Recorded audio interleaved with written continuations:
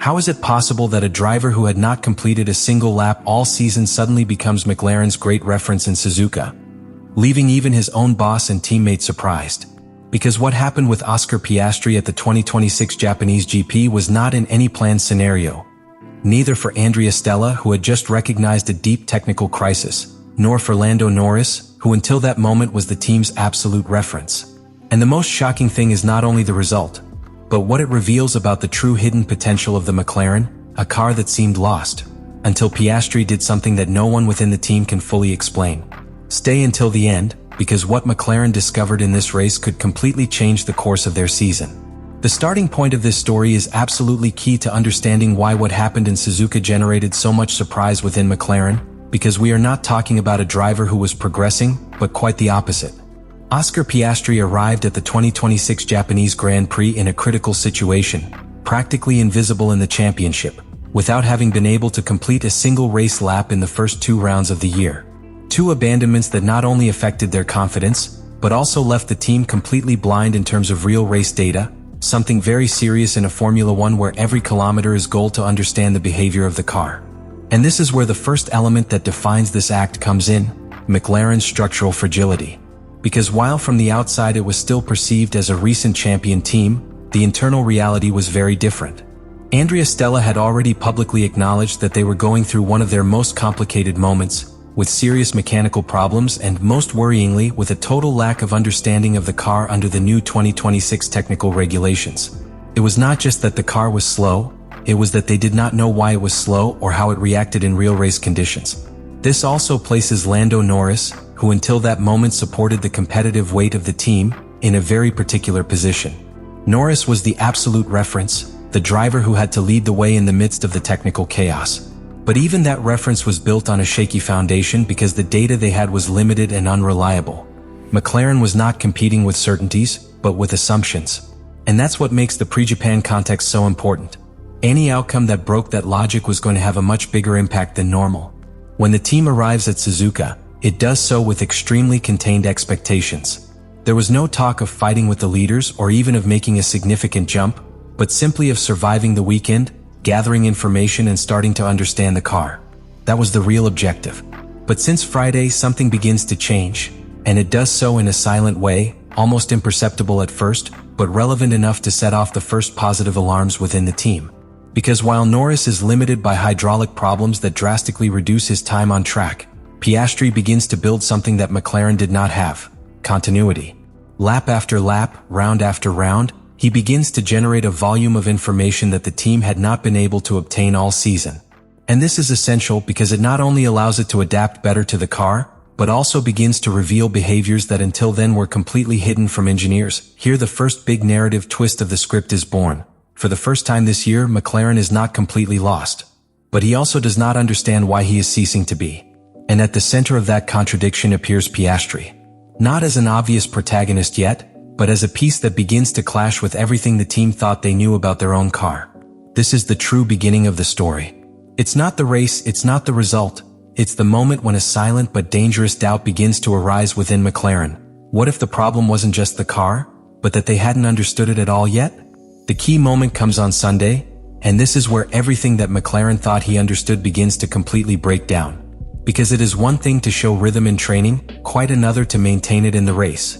And that was precisely what the team had not achieved at the beginning of the season. From the start, Oscar Piastri begins to execute a race that is disconcerting even from the wall. There are no errors, no sudden drops in performance, no unexpected degradation. Quite the opposite. Lap after lap, the Australian maintains a constant, clean, controlled pace, something that McLaren simply did not have in its map of possibilities for that weekend. And this is where the real internal reaction begins.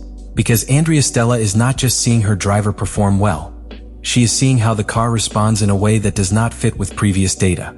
The same car that had failed in Australia and China, which had shown serious reliability and understanding problems, now behaves predictably, even competitively under racing conditions.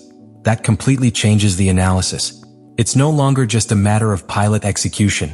It's a real-time technical revelation. But the most interesting impact occurs on the other side of the box.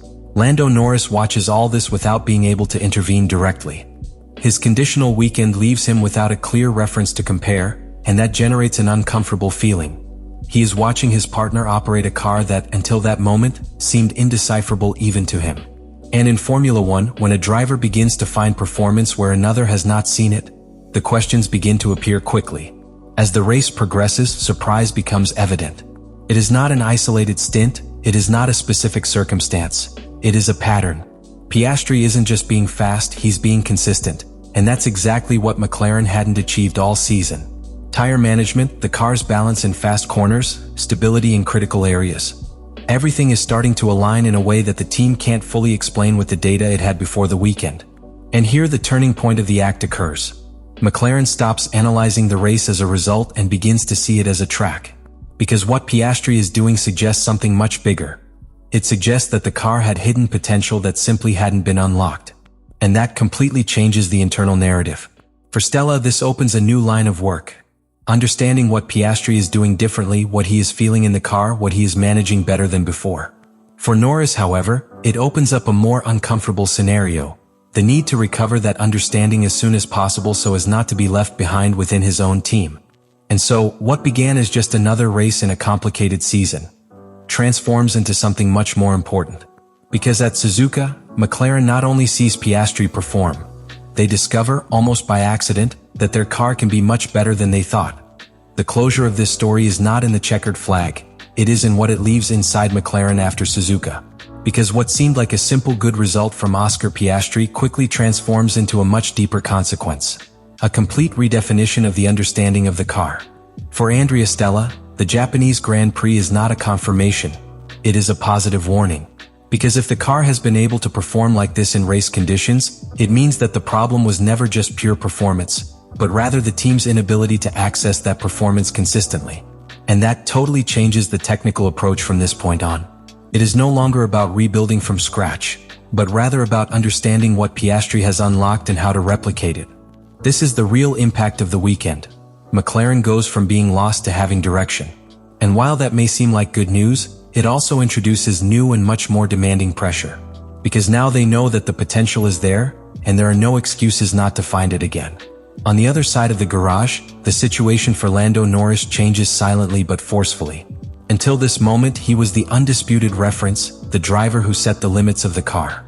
But Suzuka breaks that hierarchy in an unexpected way. Not because Norris has failed, but because Piastri has found something that he had not been able to exploit yet. And in Formula One, these types of differences do not go unnoticed internally. From here, the team dynamic enters a new phase. It is no longer just a fight against external rivals. It is also an internal race to understand before the other how the car really works. Norris needs to react, he needs to reconnect with that potential that has now been exposed, while Piastri goes from being an unknown to becoming a technical reference within the team. And this brings us to the most important conclusion of the entire script. Suzuka doesn't just change an outcome, it changes a narrative. Because McLaren stops being a team in crisis without answers, to become a team that has seen a possible solution, but now has the obligation to show that it can replicate it. What Piastri did in Japan wasn't just a great race, it was opening a door that McLaren didn't even know existed. And the big unknown from now on is clear. Will this be the beginning of recovery, or just a flash that is impossible to repeat? And in the end, what this Japanese Grand Prix leaves us with is not just an outstanding performance. It's a crack in everything McLaren thought it understood about itself. Because when a driver like Oscar Piastri goes from not completing a single lap throughout the season to becoming the absolute reference in race pace, we are no longer talking about a simple improvement, we are talking about a paradigm shift within the team. Andrea Stella's surprise is neither coincidental nor exaggerated. It is the reaction of someone who, in the middle of a technical crisis, sees a solution appear that was not in their models, that was not in their simulations, and that now forces them to rethink everything. Because if that performance is real and everything indicates that it is, then McLaren is not as far away as they thought. But they are not as close as they thought to understanding why. And in parallel, Lando Norris's look sums it all up. There are no explosive statements, there are no obvious errors, but there is a new silent pressure. Because for the first time in a long time, the reference within the team is no longer so clear. And when that happens in Formula One, it doesn't just change the performance. It changes the dynamics, it changes the confidence, and it changes the internal balance. So the real conclusion is not in the points, nor in the final position. It is in the question that Suzuka leaves open. If Piastri has been able to find that performance once, What will happen when the team understands how to do it consistently?